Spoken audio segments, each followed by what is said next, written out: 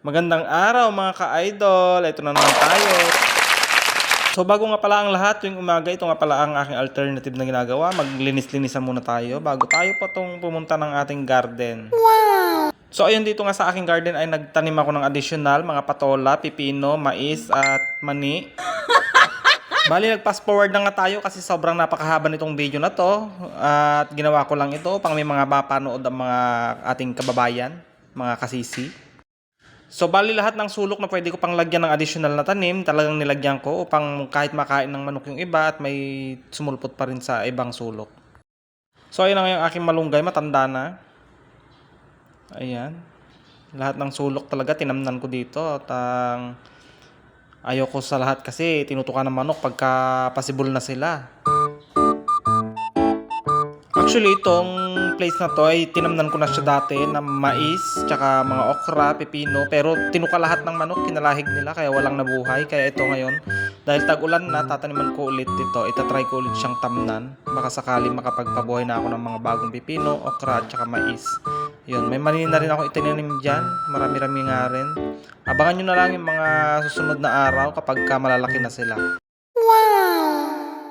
Meron na nga rin tayong tanglad dito, pang tanggal lang sa pagka nagkatay tayo ng mga ating alaga. Oh no! Meron na rin tayong okra, kasing dulas at kasing sarap ko. Char lang. At syempre, hindi rin mawawala ang pechay. Yung pechay na kasing sariwa ng pechay ko. Samahan mo na rin ng okra, madulas, para madaling pumasok. Charot!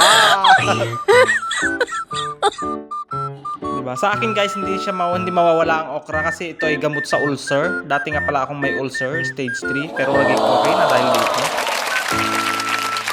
At syempre, ang ampalaya hindi mawawala sa tinola, ayan. Ang patola, tulad ng mga taong kakilala kong patola. Uy, wag ganun. Kulong kayo ngayon. Papaya. O di ito na nga at ikinulong ko muna ang aking mga alaga kasi nga ayaw kong kalahigin nila ang aking mga bagong tanim na mga buto ngayon ng mais, patola, pipino, okra, sitaw. Baka sila'y makatay ko nang wala sa oras. Ayan, may malunggay na ako naka-ready dyan.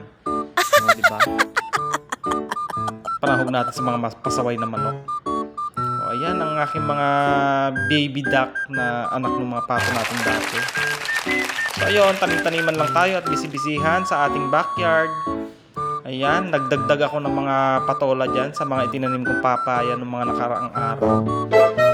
Para naman hindi lang papaya yung nakatanim dyan, baka sakali mabuhay ang patola dyan kahit may lilim. Hindi naman ganun kaselan ang patola mga guys, mga ka-idol. Madali lang siyang buhayin. Hindi siya maarte sa lugar. Pero ako talaga yung mas maarte. At syempre, hindi rin mawawala sa aking mga alaga ang kalapati. Mga kalapating mababa ang lipad, kagaya ng kakilala ko dyan. Yung mga kalapati natin, nakagala dati ngayon nakakulong.